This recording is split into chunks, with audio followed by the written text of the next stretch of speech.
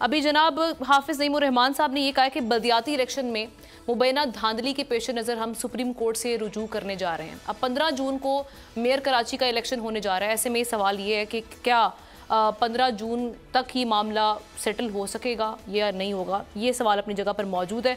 बहरहाल मुर्तज़ा वहाब साहब से हमने कोशिश की है रब्ता करने की, उनसे रब्ता नहीं हो सका। तो अब दीगर स्टोरीज आमिर ज़िया साहब हम जरा यहाँ पर रखते हैं। लगाई साहब पहले कंक्लूड तो करें ना कि वो उनका क्या माहिराना राय है कि मुर्तज़ा वहाब साहब की जो गुफ्तगू सुनी। देखिए मैं अर्ज करता हूँ, जी जी, पहले बल्दियाती इलेक्शन हुए 1979 में, और वो इलेक्शन में सारी जमातें एक तरफ थीं और पीपल्स पार्टी एक तरफ थी।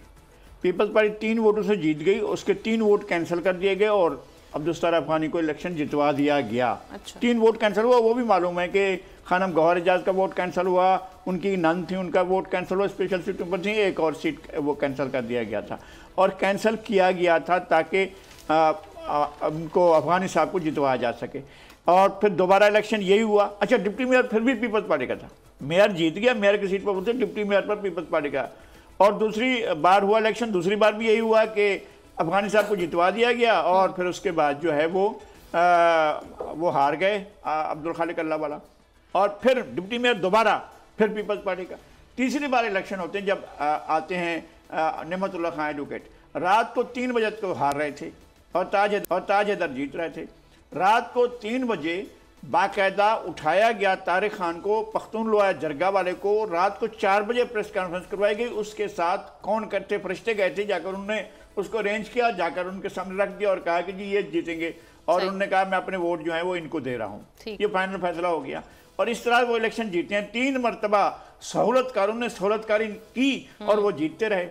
अब कैसे जीतेंगे भाई? पंजाब और सिंध असम्बली में उन्होंने कभी 5 सीटें ले ली हैं और सिंध असम्बली की जब सीटें 20, 25, 30 तक चली गई तब भी उनकी सीटें नहीं होती थी।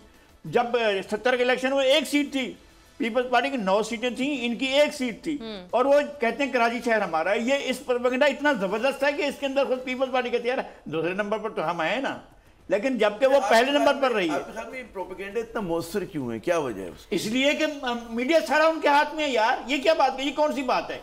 नहीं है मीडिया पीपल्स पार्टी मीडिया में आप जैसी ताकतवर नहीं, मैं कहा मेरी क्या कमाल करते हैं आप मुझे आप इस तरह ना समझे, मैं कुछ भी नहीं हूँ। मीडिया बड़े लोगों का है जनाब, बड़े लोग आप बैठे हुए हैं और बहुत से और लोग बैठे हुए हैं। लेकिन अभी तो मामला ये है ना कि वोट जो जिस तरह से हाफिज नईमुर रहमान, अच्छा हाफिज नईमुर रहमान साहब जो कह रहे हैं उसका मतलब ये है कि उनकी सीटें तो कम है ना। वो पार्लिमानी पार्टी जो है उन जमात इस्लामी की सीटें कम हैं, अददी अक्सरियत पीपल्स पार्टी के सिंगल मेजॉरिटी पार्टी। अच्छा बाकी रह गया उनका मामला, कोई भी हो जाए तब भी वो ज्यादा अक्सरियत नहीं आ सकती उनकी ना, उनको वो मेजॉरिटी में नहीं जा सकते हैं। ये तो खामखा के हम एक मंजरनामा बनाने की कोशिश करते हैं। और दूसरी बात यह है कि पीटीआई के अरकान, मैं वो कह रहा हूँ ना कि जिसने ऐलान किया जी वो पार्लिमानी पार्टी के सरबराह थे जी, वो सारा कुछ था, वो तो उसके सरबराह थे, जमात के सरबराह थे अली जैदी साहब। उन्होंने ऐलान कर दिया था कि जनाब हम जाकर वोट देंगे। अली जैदी साहब खुद नहीं रहे हैं, वो पार्टी छोड़ गए, तो बजा के बाकी जो लोग बैठे उनके पाबंद होंगे। और अब ये कौन जाकर ऐलान करेगा? अच्छा वहां पर ग्रुप बनता है और जो कहता है कि नहीं हम इनके साथ नहीं। मैं तो जो फर्क आ रहा है, जो हमारी और लगारी साहब की गुफ्तगू में फर्क आ रहा है, लगारी साहब जो ग्राउंड पॉलिटिक्स है उसकी बात कर रहे हैं सही कि ऐसा हो रहा है। हम जैसे लोग जरा आइडियलिज्म की बात कर रहे हैं। हमें समझ में ये आ रहा है कि जी एक उनके वोट हैं जमात इस्लामी के और पीटीआई ने बहैसियत पॉलिटिकल पार्टी ये ऐलान किया कि जी हम लोग मिलकर इलेक्शन लड़ेंगे ना, उन दोनों के वोट मिलाकर हो जाते हैं 193 और पीपल्स पार्टी और उसके इत्तेहादियों के हो जाते हैं 174। तो हम जैसे जो सादा जहन के लोग हैं, इतनी पेचीदा बातें समझ में नहीं आती हैं। तो हम लोग ये समझते हैं कि भाई जिसके 193 है वो पीपल्स पार्टी के होते। भाई मुर्तज़ा साहब बड़े माशाल्लाह पढ़े लिखे आदमी हैं, यंग आदमी हैं, बैरिस्टर हैं। उसी तरह हाफिज नईम भी मैं कहता हूँ कि वो एक डायनेमिक पर्सनैलिटी, दोनों बहुत अच्छे कैंडिडेट हैं। हम उस पर बात नहीं करें, हम जैसे लोग सवाल करें नंबर्स की बात करें, नंबर्स गेम में आगे दिखाई कर रहे हैं खुद उस जगह पर। वो जो ऐलान करके गए उस ऐलान को बाकी लोग अगर नहीं मानते हैं और कहते हैं जी हम नहीं जा रहे हैं उनके साथ, अली जैदी खुद तो खड़े होते हैं भाई। अभी वही मैं कह रहा हूं, वो फैसला होना भी बाकी है ना। अभी जो पीटीआई वो पार्टी पार्टी बने वो आए। और मेरी इत्तलात ये है जो आप वाली बात है, जो अमलियत पसंद सियासत है ना आमना साहिबा, उसकी रूह से पलड़ा इनके ही भारी है। जमात इस्लामी नहीं, मुर्तज़ा वहाब साहब तो पलड़ा भारी है। मैं तो असूल की बात करूं, 193 वोट्स की बात करूं, लेकिन जब हकीकी सियासत आती है तो हमें जो इतलात मिल रही हैं, और उसमें जब भी आप देखें कि हाफिज नईम साहब जो है बहुत ज़्यादा अपने खदशात के इजहार कर रहे हैं। वो कह रहे हैं कि जी लोग गायब हो रहे हैं और उनको पकड़ा जा रहा है, डराया जा रहा है, धमकाया जा रहा है, उनकी पूरी तादीलें पेश कर रहे हैं। वो देखें क्या होता है, कौन जीता है उस वक्त तक। लेकिन हमें दोनों तरफ की बातें हमें रखनी चाहिए सामने। मेरा ख्याल है कि इस इलेक्शन को या किसी भी इलेक्शन को जिंदगी और मौत का मसला नहीं बनाया। आखिरी इलेक्शन नहीं हो रहा, मतलब है बिल्कुल। लेकिन काफी गर्मा गर्मी इस इलेक्शन में पाई जा रही है। बिल्कुल आप दुरुस्त कह रहे हैं। नाजरीन आगे बढ़ते हैं क्योंकि बजट 2023-24 की सबसे बड़ी ट्रांसमिशन बोल एक मर्तबा फिर सबसे आगे।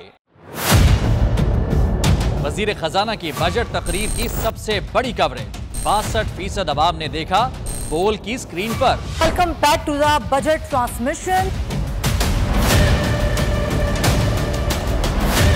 सबसे बड़े पैनलिस्ट और रिपोर्टर्स की बड़ी टीम ने बजट के लम्हे लम्हे की अपडेट से किया बाखबर अपनी आवाम को। गुजरात अदाफ में यूं कह रहा हूं कि एक तो ये ख्वाहिश है कि लोगों को रिलीफ दी जाए, क्योंकि इलेक्शन सिर पर है, तो कोई ऐसा बजट दे जो पॉपुलिस्ट हो। क्योंकि बोल रखता है खबर के हर पहलू पर नजर। बोल है सबसे आगे, सबसे पहले।